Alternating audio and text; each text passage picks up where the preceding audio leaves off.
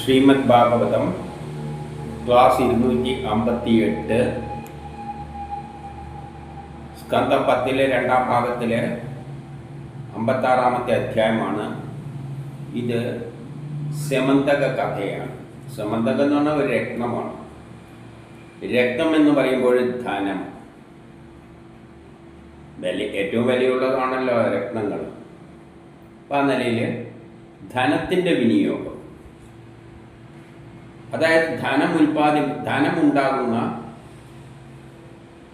ആ ധനം ഉണ്ടാകുന്ന സ്രോതസ്, അതിൻ്റെ വിനിയോഗം, അതിനെപ്പറ്റിയെല്ലാമുള്ള ഒരാശയമാണ് കഥരൂപത്തിൽ ഇവിടെ അവതരിപ്പിക്കുന്നത്. അത് കൃഷ്ണൻ വിഭാവനം ചെയ്ത ലോകത്തിലെ കാര്യമാണ്.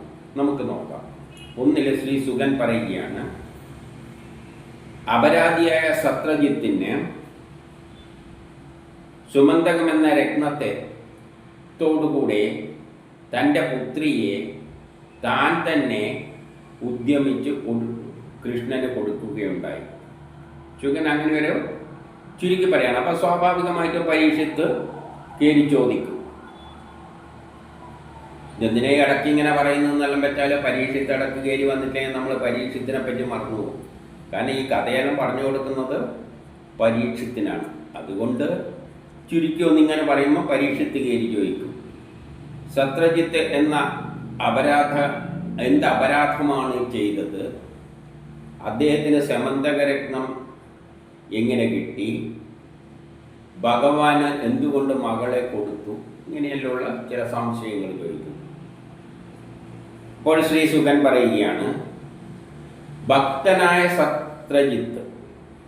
സത്രജിത്ത് ഭക്തനായിരുന്നു എന്ന് പറഞ്ഞാൽ നല്ല സ്വഭാവമുള്ള വ്യക്തിയാണ്. അദ്ദേഹത്തിന് സൂര്യഭഗവാന്റെ ഏറ്റവും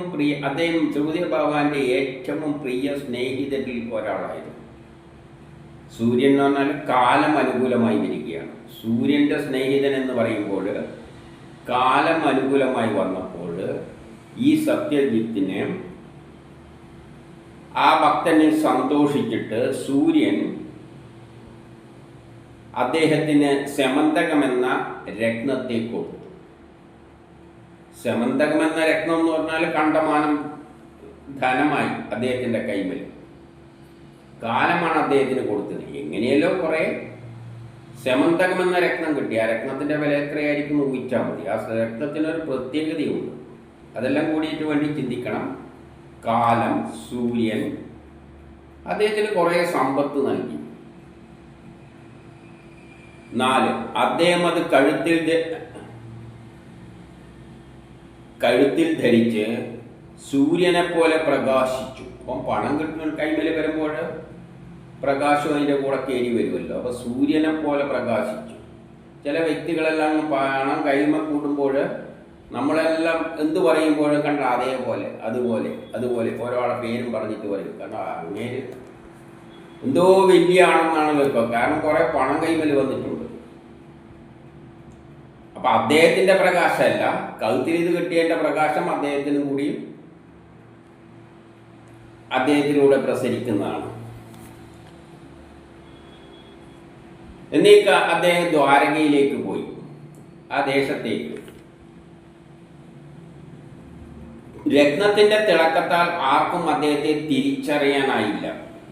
ആ രത്നത്തിൻ്റെ തിളക്കം കൊണ്ടാണ് അദ്ദേഹത്തിന് തിരിച്ചറിയാൻ പറ്റാതായത്, അല്ലാതെ അദ്ദേഹത്തിൻ്റെ ഇത് കൊണ്ടൊന്നുമല്ല. കുറേ ഇങ്ങനെ സൗഭാഗ്യം വന്നപ്പോൾ ആളെ ചിലപ്പം നമ്മൾ പറയില്ല, അവിടെ നിന്നെ തിരിച്ചറിയാൻ പോലും പറ്റുന്നില്ലല്ലോ, പണ്ടെങ്ങനെ നടന്നിയായിരുന്നു എന്നെല്ലാം പറയുന്ന പോലെ ഇത് ആരുടെ തിളക്കമാണ്? ആ രത്നത്തിൻ്റെ തിളക്കമാണ്. അങ്ങനെയുള്ള ആൾക്കാരുണ്ടായിരുന്നു ആ കാലഘട്ടത്തിൽ. 5, ദൂരെ നിന്നു തന്നെ എല്ലാവരും ആ പ്രഭയാൽ സൂര്യൻ തന്നെയാണോ എന്ന് ശങ്കിച്ചു. അപ്പോൾ എല്ലാവർക്കും ദൂരത്തുനിന്ന് അദ്ദേഹം വരുന്ന കണ്ടപ്പോൾ, ദ്വാരകയിലേക്ക് വന്നപ്പോൾ ജനങ്ങൾക്കെല്ലാം തോന്നി ഇത് സൂര്യൻ തന്നെയാണോ വരുന്നതെന്ന്. കാരണം അത്രയും പ്രഭ. ഇതെല്ലാം കഥയിൽ വെച്ച് കാച്ചുന്നതാണ്.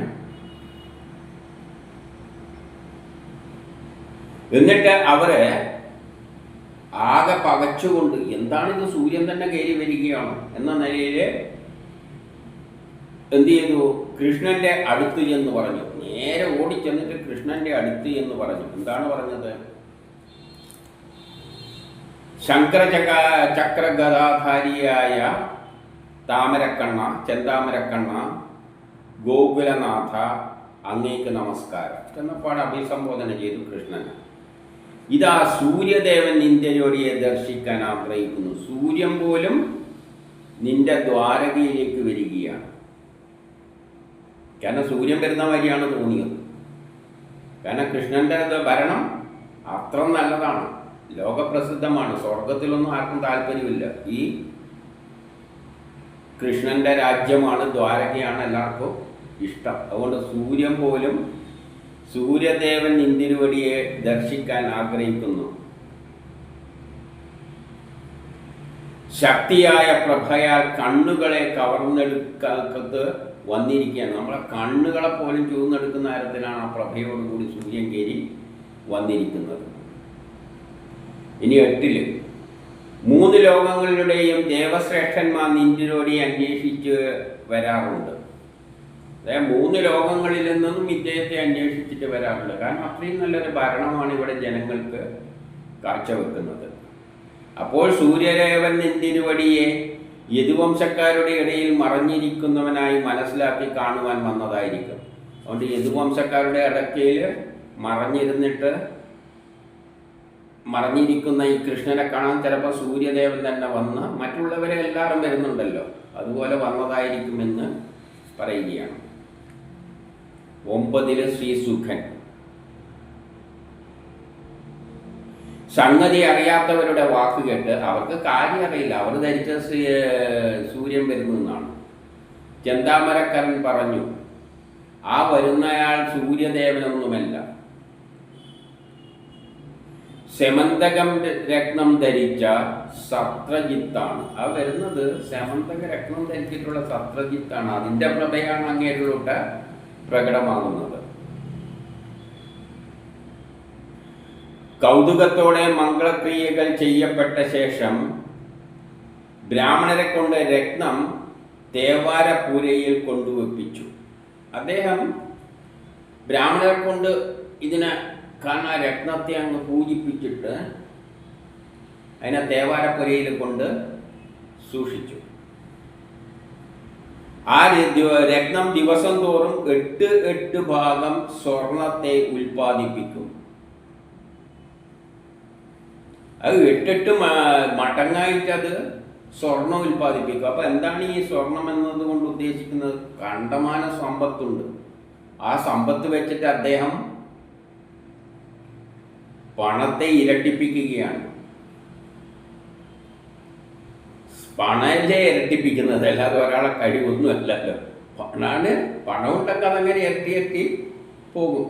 പണം കുറെ കൈമിൽ വരുമ്പോൾ അതാ സ്വർണത്തിന്റെ കഴിവാണ്. അപ്പൊ അങ്ങനെ പണം കുന്നുകൂടുന്ന തരത്തിൽ എത്തിച്ചേർന്ന ഒരു വ്യക്തിയാണ് എന്താക്കി ചിത്രീകരിച്ചിരിക്കുന്നത്? സെമന്തകം എന്ന രത്നമായിക്കൊണ്ട്. അല്ലാതെ വെറും രത്നമല്ല, അത് ദിവസം തോറും അതിൻ്റെ ഭാരം 8 മടങ്ങായിട്ട് 864 എന്ന് വേണ്ടിക്കെടുക്കാം. അത്ര മടങ്ങായിട്ട് അതങ്ങനെ കൂടി വരും. ആ രത്നം ഇരിക്കുന്നിടം പണം ഉണ്ടെങ്കിൽ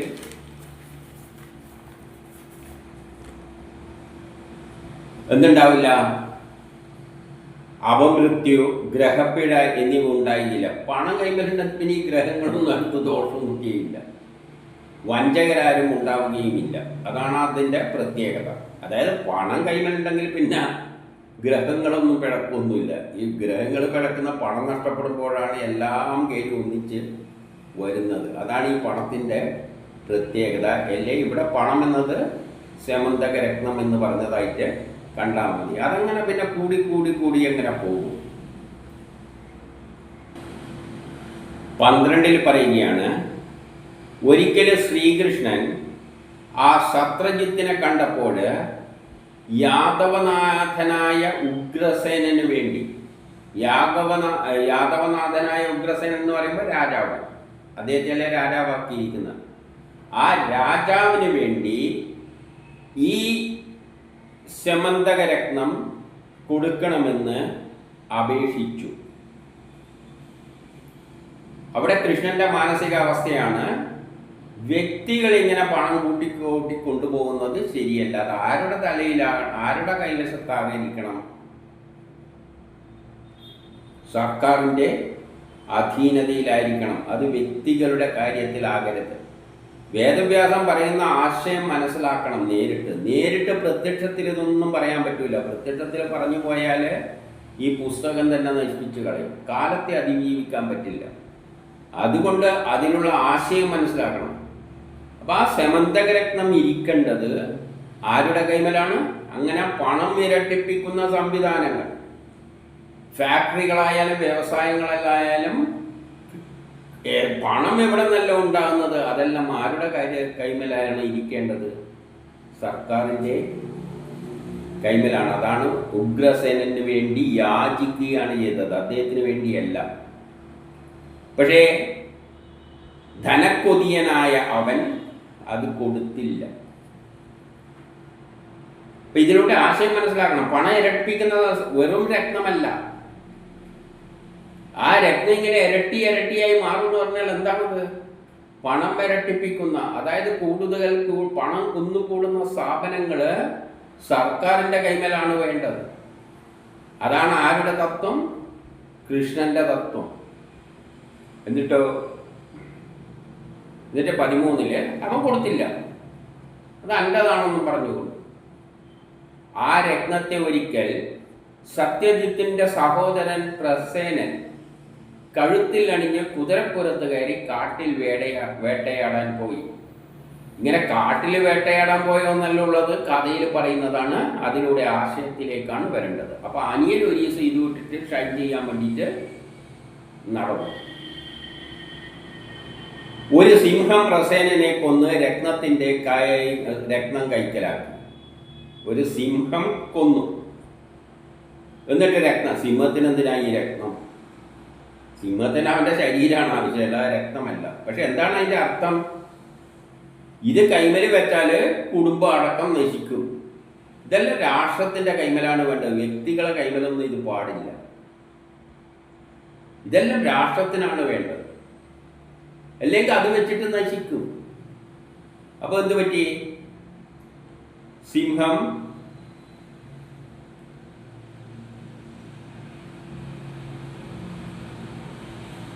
സിംഹം അതെന്ത് ചെയ്തു?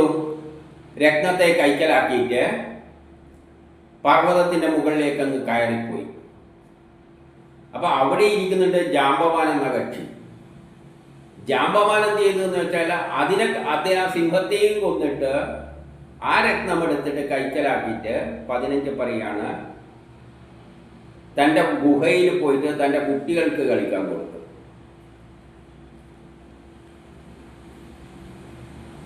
അപ്പോൾ ഇത് ആരെയെല്ലാം ഈ സമ്പത്ത് നശിപ്പിക്കുന്നത് ഒന്ന് ചിന്തിച്ചു നോക്കൂ. കനകം മൂലം കാമിനി മൂലമാണ് ലോകം നശിക്കുന്നത് എന്ന് പറഞ്ഞു വെച്ചിട്ടുണ്ട്. വേദം വെറുതെ പറഞ്ഞതല്ല. അതെല്ലാം ആരുടെ?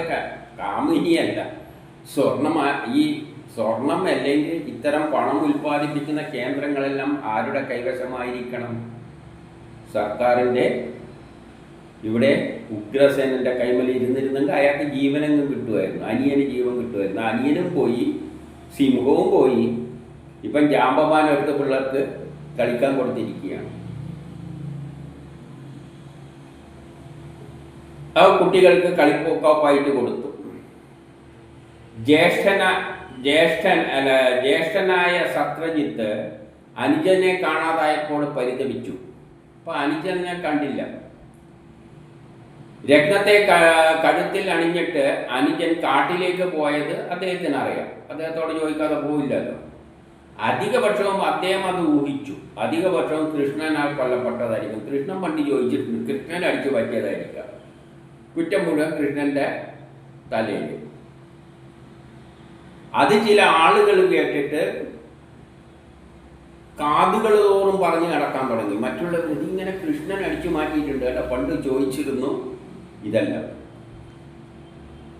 അപ്പം 17 ശ്രീകൃഷ്ണ ഭഗവാനും ഇത് കേട്ട് തന്നിൽ പതിച്ച അപരാധത്തെ തുടച്ചു നീക്കുവാനായി അദ്ദേഹം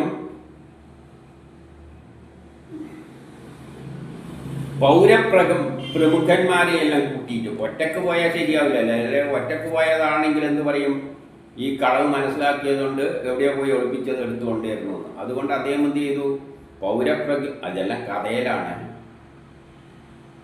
കൃഷ്ണൻ ജനിച്ചിട്ടൊന്നുമില്ല, കഥയിലോട്ട് ആശയം പറയുന്നത് മാത്രമേ എടുക്കാൻ പാടുള്ളൂ, അല്ലാതെ അതേപോലെ എടുത്തേക്കരുത്. കൃഷ്ണന്റെ വസുദേവ കുടുംബം ഉണ്ടാകുമ്പോഴുള്ള ആ ആശയങ്ങളാണ് അവിടെ നടപ്പാക്കുക. അതെന്ത് ചെയ്ത് പ്രമുഖന്മാരെ കൂട്ടിയിട്ട് പ്രസേനന്റെ പാദങ്ങളെ പിന്തുടർന്നുകൊണ്ട് അങ്ങനെ പോയി. പ്രസേനം പോയ വഴിയിലൂടെ പോയി. ഇപ്പം കാട്ടിലൂടെ നടക്കുമ്പോൾ അദ്ദേഹം എന്ത് കണ്ടു, പ്രസേനന്റെ ശരീരം സിംഹം പിടിച്ച് കൊന്നിട്ടതെല്ലാം അവിടെ കണ്ടു. ആ കുതിരേനെയെല്ലാം കൊന്നിട്ടിരിക്കുന്നത് കണ്ട്. പിന്നെ മലമുകളിലേക്ക് നോക്കിയിരിക്കുമ്പോൾ സിംഹത്തെയും കൊന്ന് ഇട്ടിരിക്കുന്നു. ഒരു കരടി കൊന്നത് കണ്ടു. കരടി കൊന്നതായിട്ട് അദ്ദേഹത്തിന് മനസ്സിലായി. ആളുകളാണ് അത് കണ്ടത്, കൃഷ്ണനല്ല കണ്ടത്. അല്ലേ കൃഷ്ണൻ ഒളിപ്പിച്ചു വെച്ച് നല്ല വരുമല്ലോ, ഇത് ആള് കണ്ടു എന്നാണ് പറഞ്ഞത്. ആളുകൾ കണ്ടു അവിടെ ഒരു കരടി ഒരു ഗുഹേൻ്റെ അകത്ത് കൊന്നിട്ടിരിക്കുന്നത്. അതിൻ്റെ അടുത്ത് കരടീൻ്റെ ഗുഹയും ഉണ്ട്, അല്ലെ ജാമ്പവാന്റെ ഗുഹയും ഉണ്ട്. 19 അപ്പം കൃഷ്ണൻ എന്ത് ചെയ്ത്, അതിൻ്റെ അകത്ത് കയറാൻ ധൈര്യമില്ല, കാരണം ഇവന്മാരെ കയറ്റുന്നത് ശരിയല്ലല്ലോ. അപ്പോൾ പുറത്ത് നിർത്തിയിട്ട് കൃഷ്ണൻ ഒറ്റക്ക് ജാമ്പവാന്റെ ഗുഹയിലേക്ക് പ്രവേശിച്ചു. അവിടെ കുട്ടികൾ കളിപ്പാട്ടമായി ഇതെടുത്ത് ഇങ്ങനെ കളിച്ചുകൊണ്ടിരിക്കുകയാണ്. അപ്പൊ അദ്ദേഹം എന്ത് ചെയ്തു എന്ന് വെച്ചാൽ മെല്ലനെ പതുങ്ങിപ്പോയിട്ട് ആ കുട്ടിയുടെ അടുത്ത് നിന്ന് അത് എടുക്കാൻ ശ്രമിച്ചു. അപ്പോൾ മനുഷ്യരെ കണ്ടിട്ടില്ലാത്ത ആ കുട്ടികൾ, ആരെ, ജാമ്പവാന്റെ കുട്ടികളാണ്. മനുഷ്യരെ കണ്ടിട്ടില്ലാത്ത ആ കുട്ടികൾ പേടിച്ച് നിലവിളിച്ചു. അത് കഴിഞ്ഞിട്ട് കുട്ടികളെ നോക്കിക്കൊണ്ടിരുന്നവരും അവിടെ നിലവിളിക്കാൻ തുടങ്ങി. ഇതറിഞ്ഞ കോപിഷ്ഠനായ ജാമ്പവാൻ അവിടത്തേക്ക് അപ്പം പാഞ്ഞു വന്നു, ഈ ഒച്ചയെല്ലാം കേട്ടിട്ട്. ആ 22 ആ ജാമ്പവാന് ഈ വന്നിരിക്കുന്ന ആരാണെന്നുള്ള ആളുടെ മഹാത്മ്യമൊന്നും അറിയാതെ അദ്ദേഹം എന്ത് ചെയ്യാൻ തുടങ്ങി, ഭഗവാനോട് യുദ്ധം ചെയ്യാൻ തുടങ്ങി. മാംസത്തിന് വേണ്ടി 2 പരുന്തുകൾ തമ്മിൽ പൊരുതുന്നത് പോലെ അവർ ആയുധം, കല്ല്, മരങ്ങൾ എന്നിവയെല്ലാം കൊണ്ട് അങ്ങോട്ടും ഇങ്ങോട്ടും ഏറ്റുമുട്ടി. ഇടിവെട്ടും പോലെയുള്ള മുഷ്ടിപ്രയോഗം നടന്നു. ആ ദ്വന്ദ്വയുദ്ധം 28 നാൾ രാവും പകലും നടന്നു. 28 നാൾ രാവും പകലും നടന്നു എന്നാണ് പറയുന്നത്. അത്രയും ഭയങ്കര യുദ്ധമാണ് അവിടെ. ഇതെല്ലാം കഥയിൽ പറയുന്നതാണ്. അവസാനം 25 ഭഗവാന്റെ പ്രഹരത്താൽ ഒടുവിൽ ചതഞ്ഞുലഞ്ഞു പോയ ജാമ്പവാൻ പറഞ്ഞു. അവസാനം ഭഗവാന്റെ നല്ല മുഷ്ടിപ്രയോഗം കൊണ്ടപ്പോൾ ജാമ്പവാന് സംഗതി മനസ്സിലായി, ഇത് സാധാരണ കക്ഷിയൊന്നുമല്ല. അപ്പൊ അദ്ദേഹത്തിന് ബോധം വന്നു. അദ്ദേഹം പറഞ്ഞു, നല്ല സർവപ്രാണികളുടെയും പ്രാണനായും ഇന്ദ്രിയശക്തിയായും ദേഹശക്തിയായും സ്ഥിതി ചെയ്യുന്ന ആദിപുരുഷനായ വിഷ്ണുവാണ് താങ്കൾ. വിഷ്ണുവായിട്ട് ഞാൻ അങ്ങയെ കാണുന്നു. അങ്ങയെ ഞാനിപ്പം മനസ്സിലാക്കുന്നത് അങ്ങ് എല്ലാവരുടെയും അന്തരാമിയായ ഭഗവാൻ ആ ശ്രീ വിഷ്ണു തന്നെയാണെന്നാണ്. അപ്പം കൃഷ്ണൻ പോയ പ്രധാന വിഷയം പോകുമ്പോൾ രൂപവും ഭാവവും ഇല്ലാതെ ആ കൃഷ്ണനിലേക്കാണ് അവസാനം എത്തിച്ചേരുക, വിഷ്ണുവിലേക്ക്. ലോക സൃഷ്ടികർത്താവായ ബ്രഹ്മാദികളുടെയും സൃഷ്ടികർത്താവായ നിന്തിരുവടിയെ, ലോകം സൃഷ്ടിച്ച ബ്രഹ്മാദികളുടെ എല്ലാം സൃഷ്ടികർത്താവായ നിന്തിരുവടിയാണ്. കാലസ്വരൂപനായ എല്ലാറ്റിലും ഇരിക്കുന്ന അന്തരാമിയാണ് നിന്തിരുവടി എന്ന് ഞാൻ മനസ്സിലാക്കുന്നു. മുൻപ് നിന്റെ തിരുമുഖത്തിന്റെ കോപം കണ്ടിട്ട് തിമിംഗലങ്ങളും മുതലകളുമെല്ലാമുള്ള സമുദ്രം നിനക്ക് വേണ്ടി വഴിവിട്ടു തന്നിരുന്നു. ഇതേത് കാര്യമാണ്? രാമന്റെ കഥയിലെ കാര്യം, സമുദ്രം മരുവാതി കൊടുത്ത കാര്യമാണ് ഇവിടെ പറയുന്നത്. അന്ന് ജാമവാനുണ്ടല്ലോ. ഇപ്പം ജാമവാന് പണ്ടത്തെ രാമന്റെ കാര്യമാണല്ലോ ഓർമ്മ വരിക. ഇപ്പം രാമൻ തന്നെയാണല്ലോ ഇത്. അതുകൊണ്ട് രാമനുമായിട്ട് ബന്ധപ്പെട്ട കാര്യങ്ങളാണ് ഇവിടെ പറയുന്നത്. പണ്ട് അങ്ങയുടെ തിരുമുഖത്തിൻ്റെ ദേഷ്യം കണ്ടിട്ട് കടൽ പോലും ഇട്ടിട്ടുണ്ട്, പോകാൻ വേണ്ടിയിട്ട് തിങ്ങലും എല്ലാം ഉള്ള കടൽ മാറിക്കൊടുത്തിട്ടുണ്ട്. അങ്ങാണ് ഈ ശക്തി എന്ന് എനിക്ക് മനസ്സിലായി. സമുദ്രത്തിൽ ചിര കെട്ടിയിട്ട് ലങ്കയിൽ പോയിട്ട് അത് ദയിപ്പിച്ച കാര്യമെല്ലാം അങ്ങ് തന്നെയാണ്.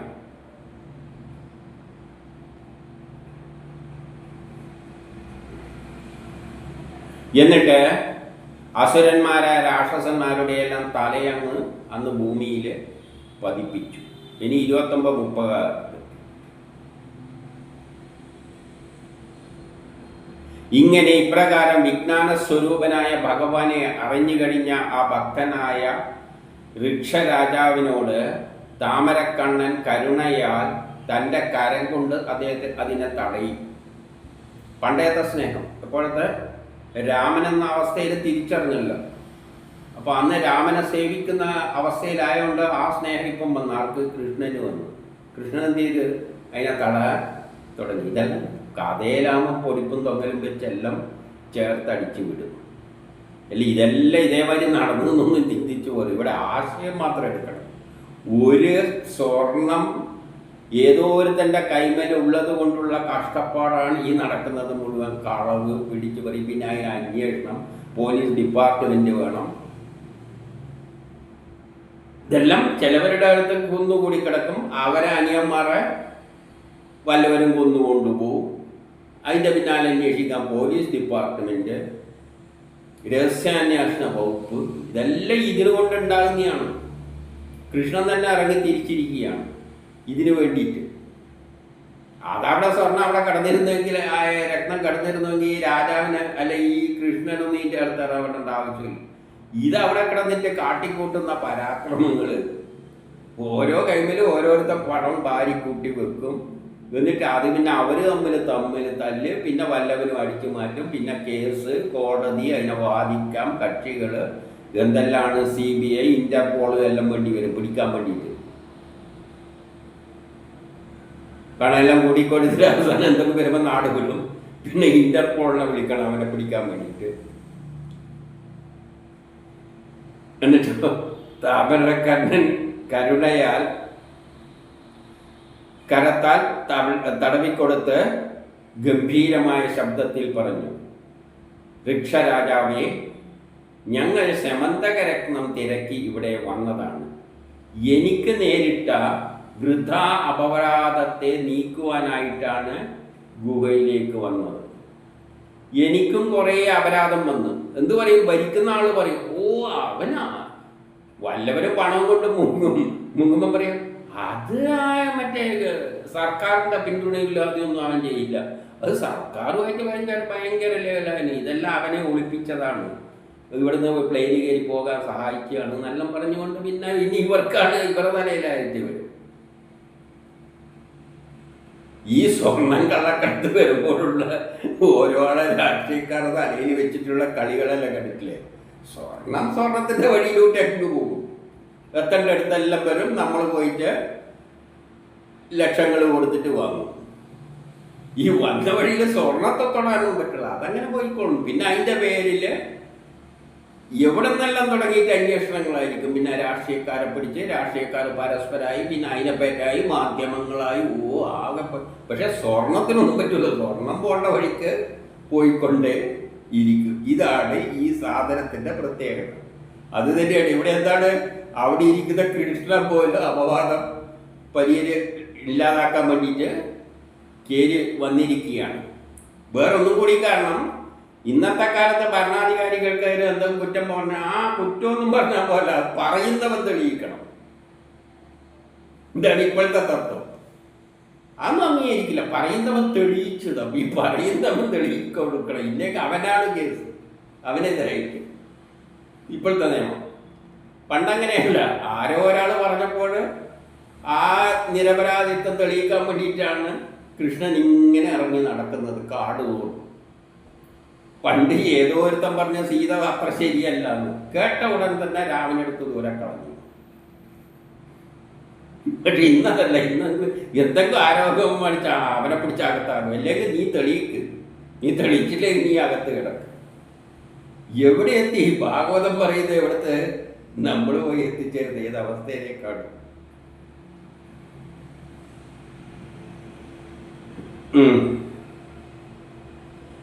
ഇത് കേട്ട് ജാംബവാൻ രത്നത്തോടൊപ്പം തൻ്റെ മകളായ ജാംബവതിയെയും സന്തോഷത്തോടെ കൃഷ്ണന് കാഴ്ചവെച്ചു. പരിഹാരമായിട്ട് രത്നം മാത്രമല്ല കൊടുത്തത്, ഇന്നാ പിടിച്ചോ എൻ്റെ മോളെയും പിടിച്ചോ എന്നും പറഞ്ഞുകൊണ്ട് ജാംബവാനാണ്. ജാംബവാനെ കൊടുക്കാലോ. കൃഷ്ണൻ ആരാണ്? കൃഷ്ണൻ തന്നെ ജാംബവാനും, കൃഷ്ണൻ തന്നെ മനുഷ്യനും, കൃഷ്ണൻ തന്നെ അല്ലേ. നമ്മൾ ചോദിക്കും, ഈ ജാംബവാനെ കിട്ടിയിട്ട് ഈ മോളെ എന്തിനാ കൊടുത്തിരിക്കുന്നത്? മോളെ ഭാര്യയായിട്ടാണ് കൊടുത്തു വെച്ചിരിക്കുന്നത് ജാംബവാന്. ഏത് കഥയിൽ അതേപോലെ ചിന്തിക്കുകയാണെങ്കിൽ ആകെ കുഴഞ്ഞുപോയി സംഗതി. പക്ഷെ ഇതാരാണ് ഈ കൃഷ്ണൻ? കൃഷ്ണൻ കാലമാകുന്നു. അദ്ദേഹം കാലത്തെ തൻ്റെ മകളെപ്പോലും ലോകത്തിൻ്റെതായി അംഗീകരിച്ചു. രത്നവും കാലത്തിന് സമർപ്പിച്ചു. കാരണം അതുകൊണ്ടിട്ടായ മനസമാധാനക്കുറവല്ല, യുദ്ധം പോലും ചെയ്യേണ്ടി വന്നു. ഈ ഒരു സ്വർണത്തിൻ്റെ പേരിലാണ്. അല്ലെങ്കിൽ അവിടെ ഇരുന്ന് ഇത് പിള്ളേർക്ക് ആവശ്യമില്ല, അതിൻ്റെ രസം കൊണ്ട് കളിക്കാൻ വേണ്ടി കൊടുത്തതാണ്. അതിൻ്റെ പേരെയാണ് ഈ ഗുസ്തി മുഴുവൻ അടിച്ച് അവസാനം ഈ അവസ്ഥയിൽ എണീച്ച് അടക്കാൻ പറ്റാതെ ചമ്മന്തി പരുവത്തിലായി കിടന്നത്. അതുകൊണ്ട് വേണ്ട, ഇത് നീ തന്നെ കൊണ്ടുപോകും. ആര്? കാലത്തെ ഏൽപ്പിക്കുകയാണ്. അല്ലെങ്കിൽ കൃഷ്ണൻ അത് കിട്ടിയ ആർക്കാണ് ഏൽപ്പിക്കുക? ഏൽപ്പിക്കേണ്ടത് ആർക്കാണ്? ഉഗ്രസേനൻ, രാജാവ്. അതിനാണല്ലോ കൃഷ്ണൻ ഒന്ന് ചോദിച്ചു പോയത്. അതുകൊണ്ടുള്ള ആ ചോദിച്ചതിൻ്റെ അനുഭവമാണ് ഈ സ്വർണം കാട്ടിക്കൂട്ടുന്ന, അല്ലെങ്കിൽ പണം ഉണ്ടാക്കി വെക്കുന്ന, നാട്ടിലുണ്ടാക്കുന്ന പ്രശ്നങ്ങൾ മുഴുവൻ. ഇതാണ് ഈ പറഞ്ഞുകൊണ്ട് വരുന്നത്. ഇതപ്പോൾ ആരെ കൈമേലുണ്ടാക്കണം? ഇതെല്ലാം സർക്കാരിൻ്റെ കൈമേലായിരിക്കണം. ചിന്തിക്കുക പറയുന്നതിൻ്റെ അർത്ഥം. ഭഗവാന്റെ കൂടെ വന്ന ആൾക്കാർ 12 നാള് കാത്തു നിന്നിട്ടും ഭഗവാനെ ഗുഹയിൽ നിന്ന് പുറത്തു വരുന്നത് കാണാനില്ല. കാരണം അത്രയും വലിയ യുദ്ധമാണ് ഈ സംഗതിക്ക് വേണ്ടിയിട്ട് നടന്നിരിക്കുന്നത്. എന്നിട്ടോ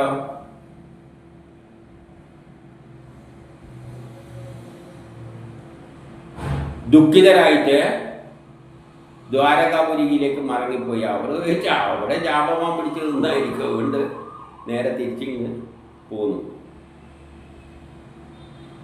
ഗുഹയിൽ നിന്നും കൃഷ്ണൻ പുറത്തു വന്നില്ലെന്ന് കേട്ട ദേവകിയും രുക്മിണിയും വസുദേവരും സ്നേഹിതന്മാരുമെല്ലാം വളരെയധികം വ്യസനിച്ചു. അവർ പോയി പറഞ്ഞിട്ട് കൃഷ്ണൻ പുറത്തൊന്നും വന്നില്ല.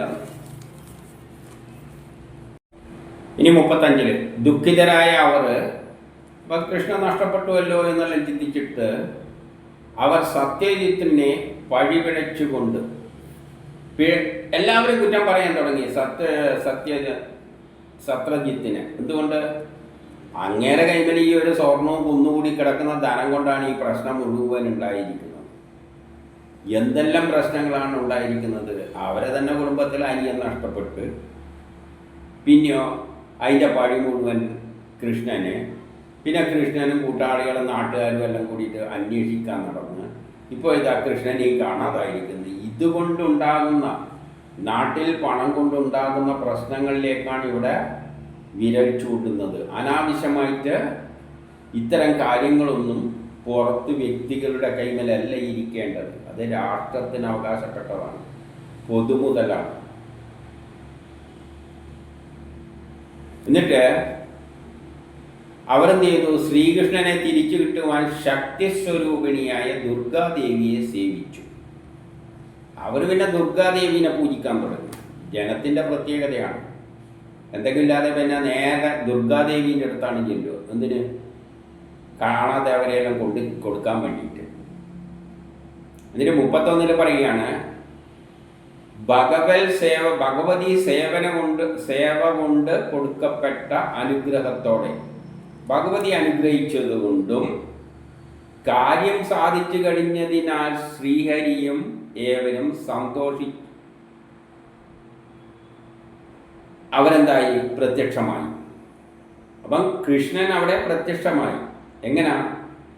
അവരെയെല്ലാം സന്തോഷിപ്പിച്ചുകൊണ്ട് പ്രത്യക്ഷനായി. 2 കാരണം കൊണ്ടാണ്. ഒന്ന്, ഭഗവതി പ്രസാദിച്ചുകൊണ്ട്. ഇവർ പ്രാർത്ഥിച്ചിട്ടുണ്ടല്ലോ. അതിൻ്റെ കൂട്ടത്തിൽ തന്നെ പറയുന്നത് അത് എന്തുകൊണ്ടാണ് സാധിച്ചത്? കാര്യം സാധിച്ചത് കൊണ്ട്. കൃഷ്ണന്റെ കാര്യമെല്ലാം സാധിച്ചു, അതുകൊണ്ട് കൃഷ്ണൻ ഇന്ന് തിരിച്ചു പോകും. അപ്പം വന്നിരിക്കുന്നത് എന്തുകൊണ്ടാണെന്ന് വെച്ചാൽ പൂജ കൊണ്ടാണോ? ശരി, പൂജ കൊണ്ട് തന്നെ. അല്ല, പൂജ നടത്തിയിട്ടില്ലെങ്കിലോ കാര്യം സാധിച്ചാൽ കൃഷ്ണൻ വരികയും. ഇതാണ് ഇതിൻ്റെ പിന്നിലുള്ള തത്വം എന്ന് അതും കൂടി അവിടെ പറഞ്ഞു വെച്ചിട്ടുണ്ട്. എന്നിട്ട് 37, മരിച്ച ശേഷം തിരിച്ചു കിട്ടിയവനെ പോലെ ജനങ്ങൾ സന്തോഷഭരിതരായി. ശമന്തകമണി കഴുത്തിൽ അണിഞ്ഞുകൊണ്ട് ശ്രീകൃഷ്ണനെ എല്ലാവരും ആഹ്ലാദത്തോടെ എതിരേറ്റു. ഇനി 38. എന്നിട്ട് ശ്രീകൃഷ്ണൻ രാജ്യസഭയിൽ ഉഗ്രസേനന്റെ രാജാവ് ഇരിക്കുമ്പോൾ അവിടെ വെച്ചിട്ട് സന്നിധിയിൽ വെച്ചിട്ട് സത്യജിത്തിനെ വിളിച്ചു വരുത്തി. എന്നിട്ട് രാജ്യസഭയിൽ വെച്ചിട്ടാണ് പറയുന്നത്. എന്തെന്ന്? രത്നം ലഭിച്ച വഴിയെല്ലാം വിവരിച്ചു കൊടുത്തു. ഇത്രയും പാടുപെടേണ്ടി വന്ന് ഈ രത്നം അവിടെ കിടന്നിട്ട് ഉണ്ടാക്കിയ പ്രശ്നം. ഇവർക്കതിൽ എന്തെങ്കിലും പങ്കുണ്ടോ? അതിനകത്ത് ഇല്ല. എന്തോ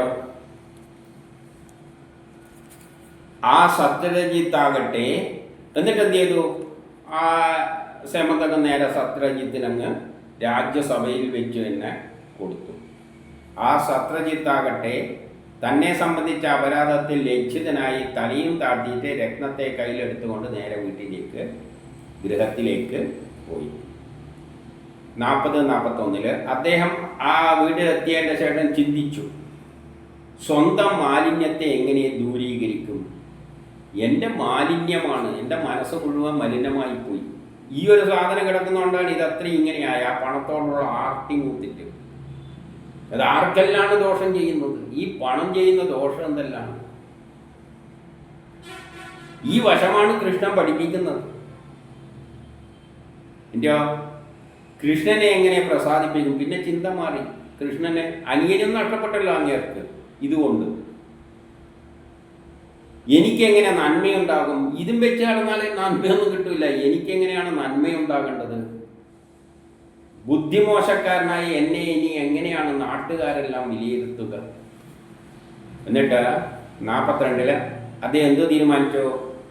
ശ്രീരത്നമായ മകളെയും, അദ്ദേഹത്തിന് നല്ലൊരു മകളുണ്ട്, അപ്പോൾ ആ ശ്രീരത്നമായ മകളെയും രത്നത്തെയും കൊടുത്തേക്കാം. ആർക്ക്? അതാണ് ഉത്തമമായ മാർഗം. അല്ലാതെ അദ്ദേഹത്തിൻ്റെ വിരോധം ശമിക്കില്ല. അദ്ദേഹത്തിന് തന്നെ കൊടുത്തേക്കാം. അദ്ദേഹം എന്ന് പറയുന്നത് ആരാണ്? കാലമാണ്. അദ്ദേഹം എന്താണോ ആഗ്രഹിച്ചത് ആ തരത്തിൽ തന്നെ പ്രവർത്തിച്ചേക്കാം. ഇത് നാശമേ ഉണ്ടാക്കൂ. ബുദ്ധിപരമായി ഇപ്രകാരം ചിന്തിച്ചിട്ട് 43 ശുഭലക്ഷണങ്ങളോടുകൂടിയ തൻ്റെ പുത്രിയെ സമന്തക രത്നത്തിനെയും താൻ തന്നെ ചെന്ന് കണ്ട് കൃഷ്ണന് കാഴ്ചവെച്ചു. അപ്പം പുത്രിയെയും രത്നത്തെയും പണ്ടേ പറയുന്നുണ്ട്, കനകം മൂലം, കാമിനി മൂലമാണ് ലോകം നശിക്കുന്നത്. അപ്പം കനകമെല്ലാം സർക്കാരിൻ്റെ കൈമലായിരിക്കണം. കാമിനി എന്നത് ആ തരത്തിൽ അതിനൊരു മനസ്സ് സ്വയം നമ്മൾ നിയന്ത്രണം വേണം.